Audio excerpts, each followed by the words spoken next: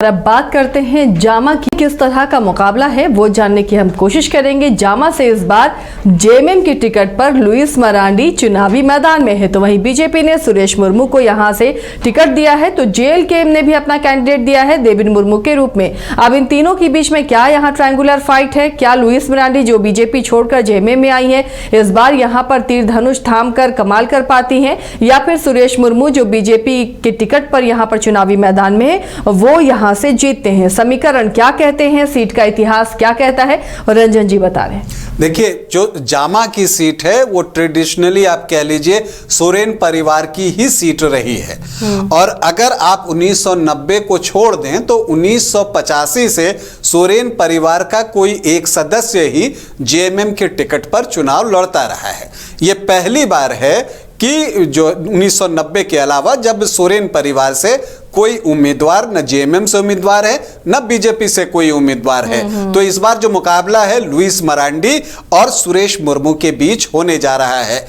जैसा आप जानती हैं कि लुइस मरांडी को जो है बीजेपी से दुमका से टिकट नहीं मिला तो वो नाराज हुई और वो जेएमएम में शामिल होकर अब जामा से ताल ठोक रही हैं, और वो साफ कहती हैं कि मैं कुछ नहीं जानती, मैं ये सीट जीतकर निकाल रही हूं।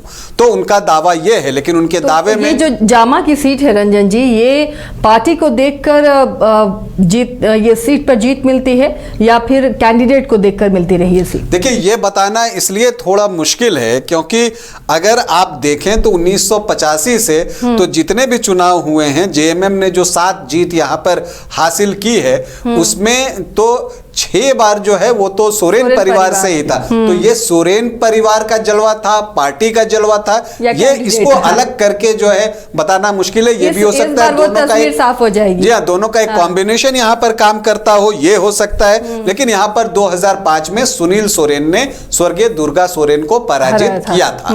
तो ये एक चीज है, लेकिन एक चीज आप और देखेंगे कि सुरेश मुर्मू जो है एक क्लोज फाइट पिछले कुछ समय से यहाँ लड़ रहे हैं, और 2019 में भी जब वो सीता सोरेन जेएमएम की प्रत्याशी थी और उनसे हारे थे तो वो सिर्फ 2500 वोटों से हारे थे, 2426 वोटों से।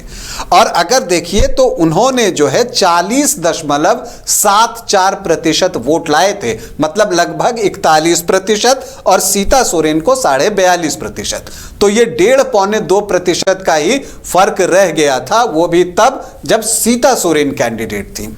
इस बार जो है यहां पर लुइस मरांडी कैंडिडेट हैं, और चूंकि लुइस मरांडी पहले बीजेपी में थी, अब वो जेएमएम में आई हैं तो संगठन उनके लिए नया है। वहां पर जो जेएमएम का संगठन है वो कितने दिल से उनके साथ लगा है इस पर बहुत कुछ निर्भर करेगा, क्योंकि जो खबर है वहां पर रामकृष्ण हेम्ब्रम जो कि जेएमएम के बागी के तौर पे खड़े हुए हैं, मतलब ये एक परेशानी का सबब जो है वो लुइस मरांडी के लिए हो सकता है। वो मुकाबला त्रिकोणीय तो नहीं बनाएंगे, लेकिन जो भी वोट नुकसान करेंगे तो उसका नुकसान लुइस मरांडी को हो सकता है, क्योंकि मार्जिन जो है वो बहुत कम है, 1.5-2% का ही है, और अगर 1% वोट भी इधर उधर हो गया तो फिर वो काम जो है खराब हो सकता है। और बीजेपी के जो प्रत्याशी हैं सुरेश मुर्मू, उनका हौसला इसलिए भी बढ़ा है कि अभी जो लोकसभा का चुनाव हुआ उसमें बीजेपी को यहां से लीड मिली है, और वो भी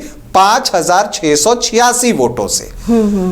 हालांकि 2019 में देखिए तो बीजेपी को 7954 वोटों से लीड मिली थी, लगभग 8000 वोटों की, लेकिन फिर वो 2019 विधानसभा हार गए। लेकिन उस समय प्रत्याशी सीता सोरेन थी, मतलब सोरेन परिवार से थी। इस बार वो चीज नहीं है, और जब अभी सीता सोरेन बीजेपी की कैंडिडेट बनकर यहां से चुनाव लड़ी तो वो 5686 वोटों से यहां लीड करने में कामयाब रही हैं। तो लुइस मरांडी के लिए काम आसान नहीं है, मुकाबला कांटे का होगा, और इस कांटे के मुकाबले में बाजी किसी के भी हाथ लग सकती है। यहां पर आप सुरेश मुर्मू को पीछे नहीं रख सकते।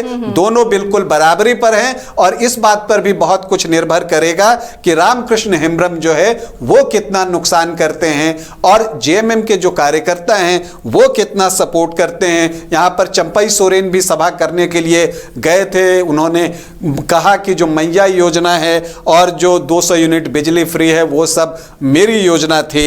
और इसके अलावा यहां पर कल्पना सोरेन भी लुइस मरांडी के लिए वोट मांगने गई हैं और यहां पर उन्होंने जो है इस बात को उठाया कि आदिवासी बेटे को जेल भेजा गया, तो वो बातें उन्होंने वहां पर कही हैं और उन्होंने ये भी कहा कि बीजेपी को आदिवासियों की चिंता नहीं है। तो दोनों तरफ से अपनी अपनी बातें रखी जा रही हैं। अमित शाह ने दुमका में सभा की, वहां भी सुरेश मुर्मू मौजूद थे। तो अब इन सब का जो स्टार प्रचारक लगे उसमें किसको कितना लाभ होता है ये तो पता चल जाएगा जिस दिन परिणाम आएगा। लेकिन यहां पर बिल्कुल कांटे का मुकाबला। बहुत दिलचस्प जंग जामा में ही बनती हुई नजर आ रही है। जहां 27 वर्षों के सफर में 17,000 से भी अधिक छात्रों ने डॉक्टर एवं इंजीनियर बनकर भरे सफलता की ऊंची उड़ान। जहां साधारण छात्र भी झारखंड टॉपर्स बनकर बना रहे इतिहास। दूरदर्शी शिक्षाविद श्री विपिन सिंह के मार्गदर्शन में मेडिकल एवं इंजीनियरिंग के लाखों छात्रों के लिए आशा की किरण के रूप में गोल नेशंस लीडिंग इंस्टीट्यूट, बिहार के श्रेष्ठ नर्सिंग पैरामेडिकल फार्मेसी, IT और मैनेजमेंट प्रशिक्षण संस्थान, SK Mandal group of institution.